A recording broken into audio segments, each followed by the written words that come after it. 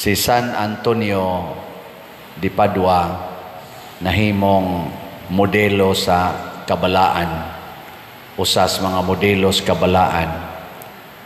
Si Jesus nagtudlo sa nato dinhi unsaon paglikay sa impyerno. Dili lang ang atong buhat mo'y atong bantayan nga dili ta makasa sa atong buhat, apil gidi ay ang atong huna-huna, kaning atong huna-huna. Niya ang iyang mga pasubingay nga sulti diri, kung ang imong mata mo'y makahatag nimog sala, lugita. Kung ang imong kamot mo'y hinungdan nga makasaka, putla. Ang imong tiil, putla sad. Gilingay mong tupad, ing naon sa may putluno nimo karon. Na? Pero sa tinud-anay, ang meaning ani nga dili gyud nato gamiton ang atong tibuok lawas sa pagpakasala. Kay ang kontra gyud sa Ginoo mao man ang sala. Mao na si San Antonio de Padua gibiyaan sad niya ang tanan. Sama ni St. Francis of Assisi nibiya sa tanan. Aron ang ilang tibuok lawas ilang ihalad ngadto sa Ginoo. Kay kani manggong mga butang sa kalibutan, mga igsuon, labi na ning kwarta, mao ginihinungdan nga makasa ang atong lawas. Tanawa lang, kanang imong kamot nga magsigig ihap sa kwarta, masuko naman kag naay mo kuha ana, kay naanad naman kag ihap sa kwarta. Muna putla na lang ng maong habit nga magsigig og ihap og kwarta. Nya kaning atong mata, magsige tagtanaw ana mga nindot kay nimong balay, nindot nga sakyanan, nindot nga mga decorations, nindot nga mga alahas, malingaw na makikana. Nyag duna gani mukuha ana, masuko na ka, kasa na ka sa imong mata. Nya og bana sad, nay daghang kwarta, makakita man nagnindot, makapamalit sa nagnindot. Nya ang asawa bisag daghan kag kwarta di man gina mo nindot, mag-ana man ginagkabati. So mo na ang bana mo palit atong nindot katong tag 18, tag 20, ana. Nya kaning asawa nga 55, 60, wa na lami, di ana na. Mao na nga og wa kay kwarta, ang banang way kwarta di man kapalit og nindot. Mapugos og tan-aw sa asawang kuyos kayo. Di bitaw. Kaning kuan ba? Ang kanigyong attachment sa mga butang. Munang ang atong tubag sa Salmo niingon diri, kanimo o Ginoo ihalad ko ang usa ka sakripisyo sa pagdaig. Ang atong daigon ang Ginoo ra gyud. Sa atong unang pagbasa, si San Pablo nagpadayon sa pagsulti nga kami gisakit pero wa mi mo give up. Gidaog-daog mi, gisaway mi, pero ang mga tao ganahan kay namo. Malipayon kay mi. Pasabot kani di ang tao nga mobiya sa tanan, sama nilang mga apostoles, samang San Pablo ug sa mga santos, dili madutlan aning mga kasakit, mga bugal-bugal, pagdaog-daog sa kalibutan. Ngilingian na sa dimong tupad na musugot ra kag sigihan kag libak, ingna kuno. Di ka masuko sigihan kag libak. Di ka masuko nga daog-daogon ka. Ay dali kita masuko ana. So hinaot unta nga ang atong pagsunod sa Ginoo tininuod gyud. Gamito nato ang tibuok lawas aron mosud tag langit. Pinaagi sa atong pag-alagad sa Ginoo ug sa atong isikataw, labi na gyud ang pag-antos kanunay aron makalikay tas mga sala. Pag-ampo sa katawhan.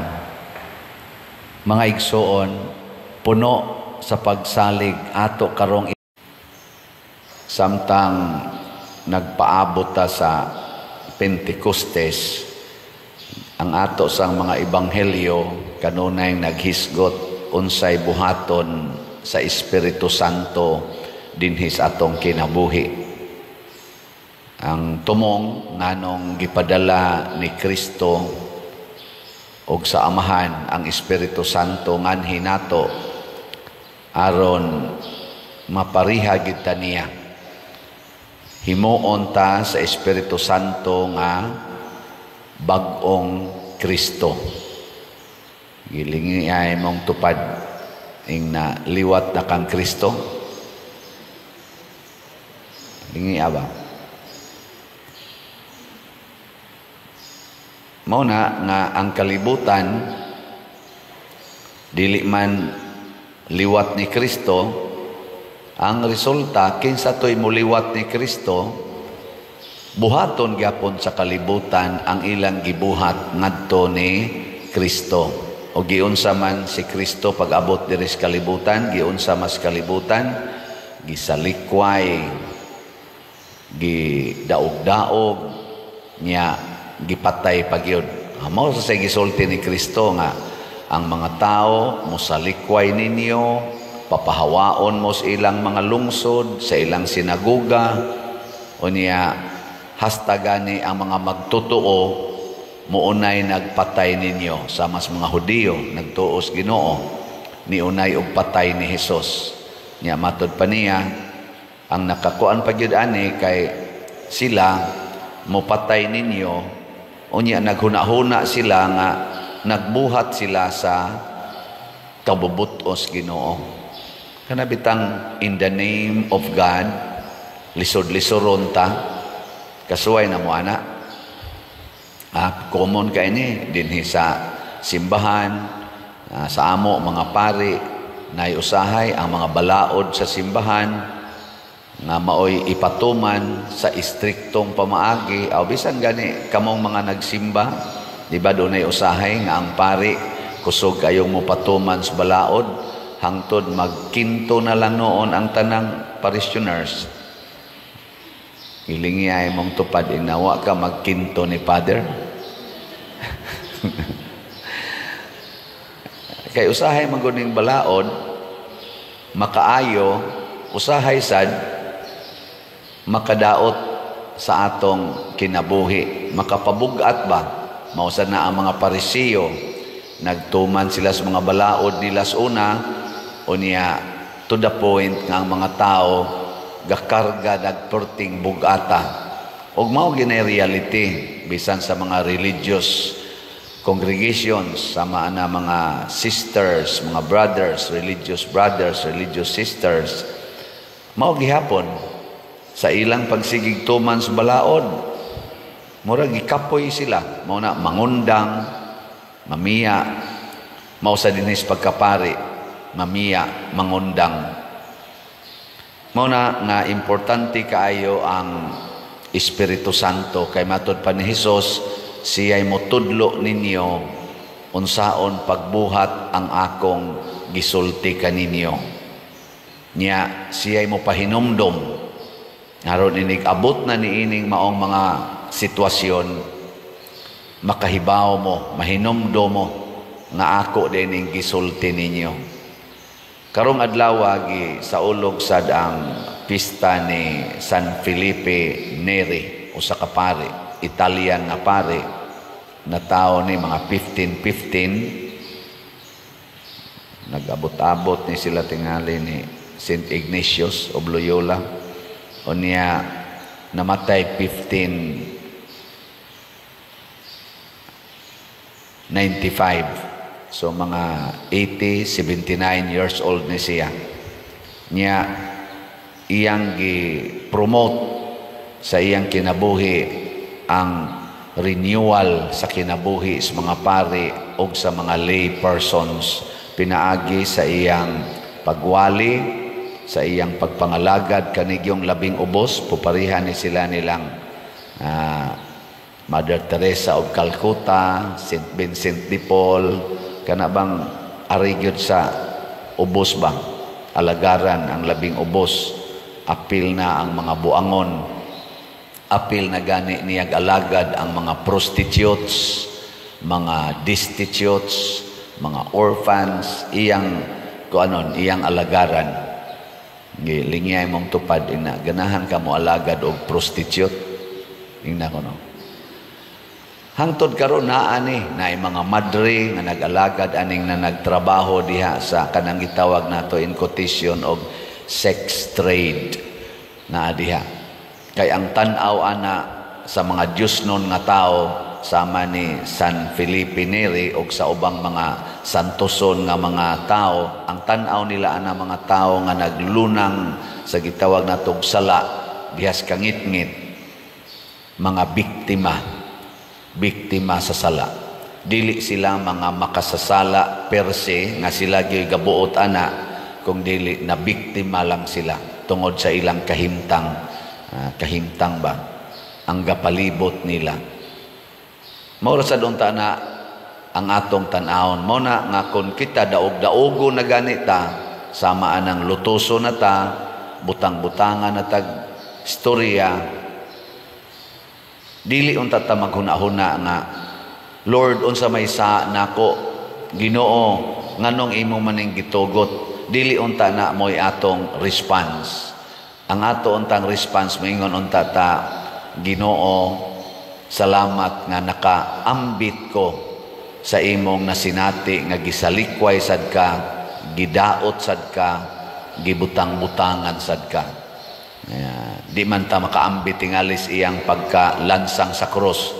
Ang mga apostoles nalansang ito sa cross, ang pipila kanila sama ni San Pedro nalansang sa cross. Kini si San Felipe Neri wa ni siya malansang sa cross, namatay ra ni siya sa natural death, pero ang iyang pagpalansang sa iyang kaugalingon, siya mo'y nagbuot nga ari siya moalagad sa labing ubos. Nya naka-form ni siya mga grupo nga gitawag o kaning sa ning ilang grupo, congregation sa oratory kanang magsigi bag-ampo ba, association, oratory may tawag ani, mga magsigi ni silang pamalandong, oratory ba ampo niya, moalagad moampo. Mao na nga ang kaning Espiritu Santo sama sa nahitabo diri sa unang pagbasa, magsigi ni siyag tudlo nato asa tapadong. Muna sila si San Pablo, sige silang lakaw-lakaw, gigiyahan sila sa Espiritu Santo. Sige silang convert og mga tao. Muna iyampo nato nga karon unta sa atong katilingban, labi na gid aning atong mga political leaders, labi na gid mga bag-ong mga leaders karon sa atong simbahan, sama sa atong Santo Papa nga si Pope Leo XIV, og sa atong panggobyerno din his Pilipinas, bag-o nga mga napili nining midterm elections, natay mga bag-ong mga gobernador, bag-ong mayor, nga dili kayo ba katong tradisyonal ba, although na mga tradisyonal. Hinaut unta, nagiyahan sila sa Espiritu Santo. Catholic nation manggita, kanindot unta kon makapakita kita ba, og buhat nga kanabitang puparihas kang Kristo nga buhat, ang mga leaders maogi mag-antos para sa mga katawhan. Mao man ni ang pinaka trademark sa mga apostoles nga sa ilang pagsunod ni Kristo, ang ilang yung gisunod ang pag-antos sa pag-alagad. Kinsang asawaha dinhi nga moantos gyud alagad sa bana, tasang kamot.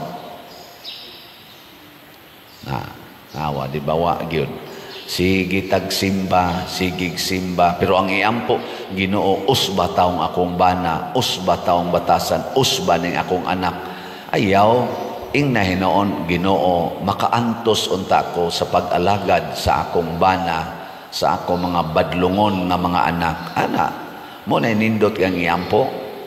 Ako bitaw, kadagid mata na ko ikabuntag, nya kita ko sa atong mga project diri nga wa pagid mahurot ang slat o kahalin.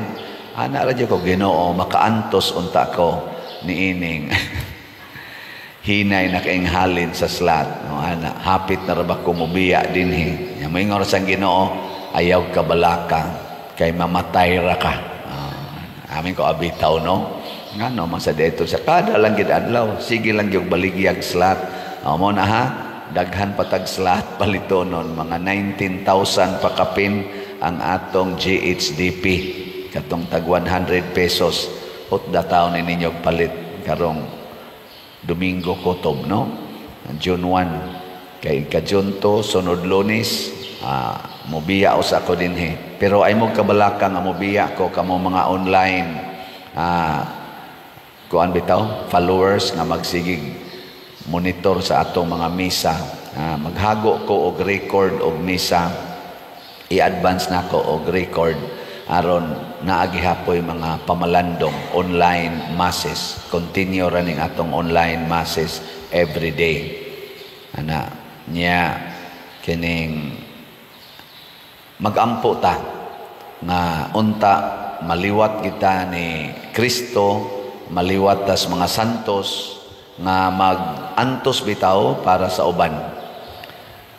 Naay mga analysis karon sa atong social media, mura na sila nga ukay ang mga politicians, sige na sang regroup sa ilang kaugalingon para nasad kuno na sa eleksyon sa 2028. Sayo kay silang nangandam.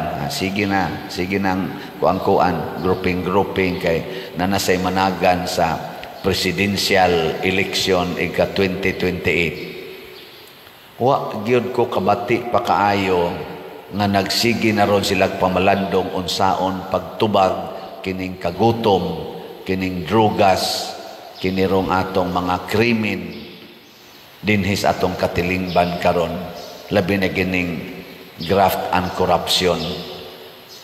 Anang siging regroup, gipa-resign sa atong presidente ang daghan kay niya mga tanan itong cabinet members niya the following day gipang-rehire sa unsa man ni sila kanang magkatawa ta ba nga resign niya rehire retained ang mga inana mura lang bitaga duwa-duwa. Ang nindot gid unta i-discuss nila unsaon pagtubag ning atong taas na kayong unemployment, kining kagutom nga giantos nato, kining mga dagko kayong mga kantidad nga gipang-accuse diha nga nangawagtang gikan dito sa PhilHealth sa atong mga education ug uban pang mga projects nga nangahunong ang dagko kayong mga budgets tuan na nisod ngadto sa unprogrammed funds unya nangahurot sad kining mga gold nga gipamaligya nga kita kunoy highest nakabaligya gold adtong niaging tuig man ting ito nga niabot og mga hapit mo 30 tons of gold ang nabaligya sa Pilipinas. Kana untay i-discuss hain man na padong unya unsaon nato na paggamit og pag-recover. Nya mag-antos ta tug-an sa tinuod nga ako'y nagkuha ana or ako'y naggamit ana. Hala, siging regroup para lang sa mga political agenda. Muna iampo nato, giyahan unta ta sa Holy Spirit, dili sa atong mga personal, very human ambitions and pride o labaw sa tanan kaning gitawag nato greed for power, greed for honor, greed for wealth dinhis kalibutan. Muna ang mga santos sa San Felipe Neri, usa sa mga nindot kay natong basihanan. Labi na gid sila si San Vicente Ferrer. Ana, gilingi ako no imong tupad na nagplano kang masantos. Ingna ko no. Na nagplano ba kang masantos ka? Okay plano. Kapoy ng santos pa dire. Bahala na mo diyan. Sige. Ang pagkapari ni Kristo gitawag siya the high priest or labawng pari tungod kay dili siya sama sa pagkapari sa mga Israelita kato mga Libita kay naaman to sila'y kanabitang mga tao nga ilang ginikanan. Ang pagkapari ni Kristo gi-relate sa pagkapari ni Melchizedek, kanang way sinugdanan. Kay katos Melchizedek nahimo tong pari panahon ni Abraham nga way nag-ordain niya nga tao. Kami sad karon, kaming among pagkapari tungod kay gi-relate man ngadto ni Kristo, mo sa nang gitawag sad mi og pari sa laray ni Melchizedek. Mo nang way sinugdanan. Ang sinugdanan sa pagkapari mao gyud ang Ginoo. Unya mao na ni ang usas gipasabot nining atong unang pagbasa nga niingon diri, ang inigkabasa nila sa balaod ni Moises, gitaptapan gyapon ang ilang mga mata ug ang ilang salabutan, matud pang San Pablo sa iyang sulat ngadto sa taga-Korinto. Nganong gitaptapan man kay ang ilang gibasihan maura man ang tawhanon nga pagpanabot, ang pagkapari nga tawhanon. Kay kani manggong pari, ang iya aning tumong, ang iyang purpose mao ang pagluwas, kaluwasan. Nya ang kaluwasan naa sa gitagna sa mga propeta. Ang manluluwas mao si Hesus. Nya kung magsigi silag basa ang mga Hudiyo sa kanang naas kasulatan, nya dili sila motuo ni Hesus nga maoy katumanan sa kaluwasan nga gisaad, matud pang San Pablo, gitaptapan. Mao na kitang tanan na nagtuo ni Hesus, wala natataptapi. Unsa na may naa nato? Ang atong katinawan. Nakahibaw na ta nga si Hesus mao gyud ang atong manluluwas. Pari nga manluluwas. Ang mahitabo kung ato na sa ni siyang isipon, matud pa ni San Pablo, mudanag nato ang kahayag, unya magsubay na ta ni ining maong danag. Unsa man say mahitabo nato, mahimo sad tang mga pari ngadto sa uban. Mo nang niingon si Jesus diri sa atong ebanghelyo, kung ang inyong pagtuman sa balaod sama lang sa mga Parisiyo, di gyud mo katsulod sa gingharias langit, dili mo maluwas. So kitang tanan maluwas ra ta kung musubay sad ta sa pamaagi ni Hesus, dili ka nang gitudlo lang sa mga tao. Ug unsa may gitudlo ni Hesus? Ingon siya diri, niingon man ayaw pagpatay. Kana balaod man gina, thou shall not kill. Pero dili na sila makialam kung nasuko ka. Gani ang mga Parisiyo sige magkasuko ni Hesus, sige sila kalagot ni Hesus. Di na sila anak particular, para nila dili sala ang kasuko, ang sala ra ang pagpatay. Pero si Hesus nag-ingon, kanang giingon ayaw pagpatay, dili ra maoy likayan. Ang tinuod gid ang makaluwas, ang paglikay sa kasuko. Ngano man kay ang kasuko maunay hinungdan nganong mupatay ang tao. So the cause kinahanglan gyud nga likayan, dili lang ang effect kadtong pagpatay. Gilingay mong tupad ing namusaad kang din a masuko. Nguntan ako no, na din ka masuko. Kay ang nakapatay matud pa ni Hesus dadon sa impierno. Ang nasuko sa diay dadon gyapon sa impierno. Muna pananglitan ron, ang imong anak nga babae gi-rape o gipatay sa adik nga inyong silingan. Unsa man, masuko ka sa adik o dili? Masuko dili. Og masuko ka, pariha mong duha mangadto mo sa impierno. Nya unsa man na sakto na nga pagkahatag og balaod ni Hesus o sayop? Naa ba kay katungod nga maglagot og magdumot niining nag-rape og nagpatay sa imong anak?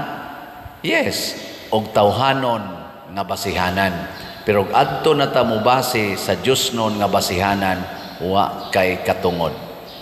Nga naman, kay kadto sang nag-rape o nagpatay sa imong anak, na biktima sa tusiyawa, luwasonon to siya. Kay kinsa may luwason, ang makasasala.